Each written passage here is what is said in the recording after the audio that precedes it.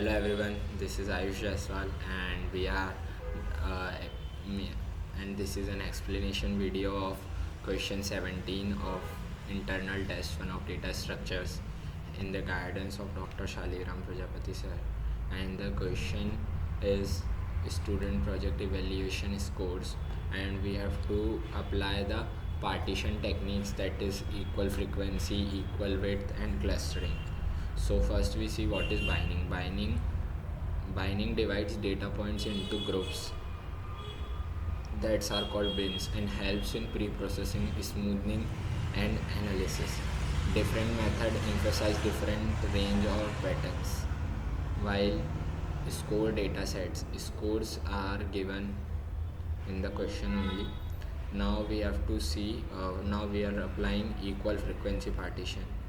So in this, each bin contains the same number of data points. Sort the data and allocate equally. Where the data is already sorted, we can see that yes, the data is already sorted. So there is a total 12 data points, so we will divide it by 3. So we got 4 points, 4 data in each beans. So you can see this here, there is 4 data in each bean. This is called as equal frequency binding. And second is equal width partition. It is calculated by max and min and divided by number of beans. We will be taking 3 beans, so the minimum value is 5 and max value is 215. So we got 70 from this. So every width every width will be range from 5 in 70.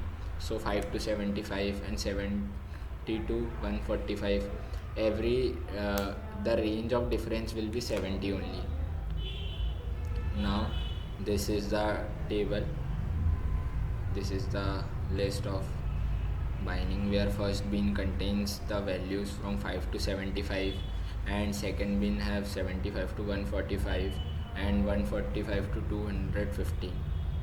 Now the third and most used method is clustering partition. Data points grouped on similarity, we can say as pattern. This is used by algorithms like k-means. Number of cluster is specified. Each cluster has a center, that is mean. Now we have 3 beans: cluster 1, cluster 2 and cluster 3. First cluster center point is 14.83. It means the data in the cluster 1 will be surrounded to 14.83, and in cluster 2 the data will be surrounded to 67.25, and in cluster 3 the data will be surrounded to 209.5. Although there is not 209, but this mean is calculated where the data will be surrounded. You can see this, there is 67, but the it also contains 72. It doesn't mean that it contains less value. It means it is the center point and it will contain all the nearest value to that point. And now that is method comparison. We are comparing both 3 methods. Every method has each their specific use, where equal frequency is used for same count per bean, and equal width is used as same interval range, and clustering is data driven grouping.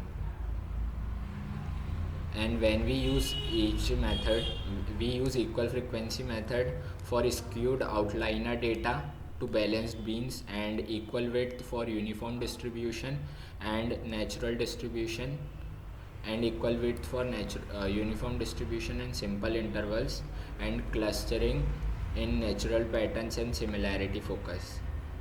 Now key takeaways are: binding helps analyze and visualize score distribution. Choice of method affects results and interpretation of the data. For the data, clustering gives most natural beans.